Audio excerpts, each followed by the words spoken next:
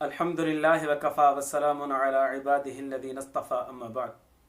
मेरा मुअज़्ज़ज़ मोहतरम और मुकर्रम मुजाहिद और मुवाहिद भाइयों, दोस्त और बुज़ुर्गों, आज की इस मुख्तसर वीडियो में हम ये बात जानने की कोशिश करेंगे कि एक अल्लाह का बंदा है, घर के अंदर बहन है, भाई है, कोई भी है, वो बीमार, मुसलसल बीमार रह रहा है। बार बार इलाज करवाने के बावजूद, डॉक्टरों से, हुक्मा से बार बार इलाज करवाने के बावजूद वो सेहतियाब नहीं हो रहा। मसला क्या है? तो तीन बातों में से एक बात जरूर होगी, या तो जादू होगा, या जिन्नात का असर होगा, या नजर बद लगी हुई होगी। इस्लाम इन तीनों को तस्लीम भी करता है और उसके असरात का कायल भी है कि जादू भी होता है, जिन्नात के असरात भी होते हैं और नजर बद भी लगती है। अभी हमें कैसे पता चले कि जो आदमी मुसलसल बीमार रह रहा है उसको नजर बद है, जादू के असरात हैं, या जिन्नात का असर है? उसके लिए एक छोटा सा अमल करना है। उस अमल से आपको, मुझे, बल्कि हर किसी को पता चल जाएगा कि बंदे के ऊपर जिन्नात का असर है, जादू का असर है, या कुछ और है। वो क्या है? वो अमल कौन सा है? क्या करना है? वो अमल ये है कि मरीज से आप उसकी इस्तेमाल शुदा कमीज मंगवाएं, जो उसने पहनी हो, एक दिन आधा दिन इस्तेमाल शुदा हो, धुली भी ना हो। वो कमीज आप यहां से बीच में से उसको पकड़ें, दोनों तरफों से पकड़ के फिर उसको जमीन पे नीचे रख दें।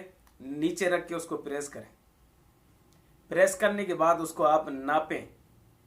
अब फुट स्केल से नापते हैं तब भी ठीक है, अगर आप अपनी बालिश्त इस्तेमाल करते हैं तब भी ठीक है, लेकिन उसको नापें आप।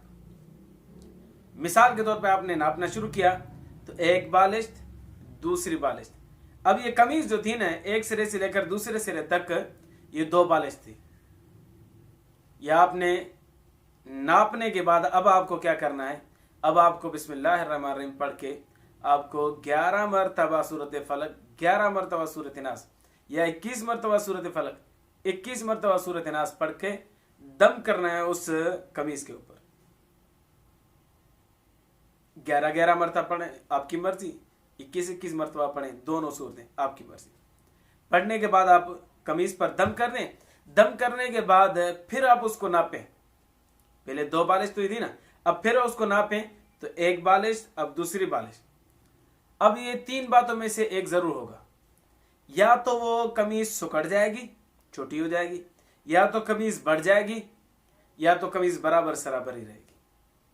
बसा औकात ऐसे होता है, जब मैंने पहली कमीज चेक की थी, जब मुझे उस्ताद ने बताया था, जब मैंने पहली कमीज चेक की थी तो 1 इंच तक वो कमीज बढ़ गई थी, फूल गई थी, बड़ी हो गई थी। इस अमल के करने के बाद एक बच्ची थी छोटी, उसको जिन्नात के असरात थे। जब मैंने उसको कमीज को मैंने दम किया, दम करने के बाद मैंने उसको नापा तो 1 इंच तक वो बढ़ गई थी। तो अब जिन्नात का असर होगा तो वो कमीज फूल जाएगी, बड़ी हो जाएगी। यानी अगर दो बालिश पहले थी तो एक बालिश 1 इंच ज्यादा बढ़ जाएगी, आधा इंच ज्यादा बढ़ जाएगी, या आधे से भी आधा इंच ज्यादा बढ़ जाएगी, या 1.5 इंच बढ़ जाएगी, या 2 इंच बढ़ जाएगी। बढ़ेगी, जितना भी बढ़ेगी थोड़ा बहुत बढ़ेगी, जितना ज्यादा असर होगा उतना ज्यादा बढ़ेगी। तो ये इससे मालूम हुआ कि उसको जिन्नात का असर है। अगर सुकड़ जाए, छोटी हो जाए, तो दो बातों में से एक जरूर होगा, या तो जादू का असर होगा, या तो नजर बद लगी हुई होगी। अब आपको उस बंदे को देखना है कि बंदा अगर बच्चा है तो बच्चे को नजर बद लग जाती है, अगर बड़ा है तो अक्सर बेशतर जादू ही होता है। लेकिन इसके उलट भी होता है, बरक्स भी होता है। कभी कभी बच्चे पर भी जादू होता है, कभी कभी बड़े पर को भी नजर बद लग जाती है। यह आपको बाद में चलकर तजुर्बा आपको बताएगा कि इसको नजर लगी है या इसको जादू हुए। या इसके अलावा एक दुआ आती है, अल्लाहुम्मा अल्हिमनी रुश्दी व अईदनी मिन शर्रि नफ्सी। ये दुआ जो है आप सुबह शाम 100 मरतबा पढ़ें तो अल्लाह तबारक व तआला आपका सीना खोल देंगे, शर सदर हो जाएगा। नबी सल्लल्लाहु अलैहि वसल्लम से दुआ मासूर है, मनकूल है।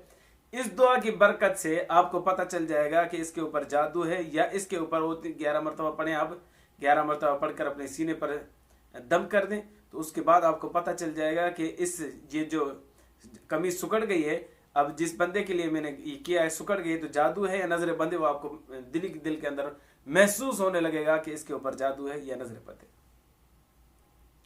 तो दो बातें ये होगी, या तो बढ़ जाएगी यानी जिन्नात का असर है, कम हो जाएगी तो जादू है या नजर बद है। नंबर 3, वो बराबर सराबर होगी। तो बराबर सराबर होने में ये मालूम होगा हमें कि बीमारी ही है। अब उसका क्या करेंगे हम कि उसका जिस डॉक्टर से इलाज करवा रहे हैं उस डॉक्टर को छोड़कर दूसरे करवाएंगे, दूसरे से छोड़कर तीसरे से करवाएंगे। जहां अल्लाह ने शिफा रखी होगी वहीं से शिफा मिल जाएगी इंशाल्लाह। एक ही डॉक्टर मशहूर है और सारा मोहल्ला उसे दिखा रहा है, सारा शहर उसे दिखा रहा है, भाई ये अच्छा डॉक्टर है, अल्लाह ने वहां पर शिफा नहीं रखी तो कभी भी नहीं मिलेगी। इसलिए डॉक्टर चेंज करना चाहिए, हकीम चेंज करना चाहिए। जब ये हम डॉक्टर या हकीम चेंज करेंगे तो जहां अल्लाह ने हमारी शिफा लिखी होगी वहां पर शिफा इंशाल्लाह मिल जाएगी। तो मैंने 3 मसले बताए इस बात के अंदर। नंबर 1, कमीज फूल जाएगी तो वो जिन्नात का असर है। कमीज सुकड़ जाएगी तो उसमें जादू है या नजर बद है। फिर उसमें से कैसे पता चले कि जादू है या नजर बद है? 11 मरतबा ये दुआ पढ़ेंगे, अल्लाहुम्मा अल्लिमनी रुश्दी व अईदनी मिन शर्रि नफ्सी।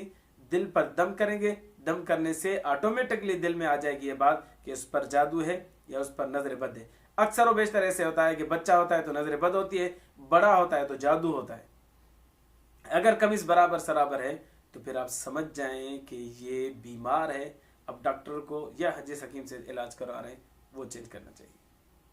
तो आप किसी और के पास जाने की जरूरत नहीं, किसी आमिल के पास जाने की जरूरत नहीं, किसी पीर के पास जाने की जरूरत नहीं। घर में अगर मसला है तो आप खुद चेक कर सकते हैं।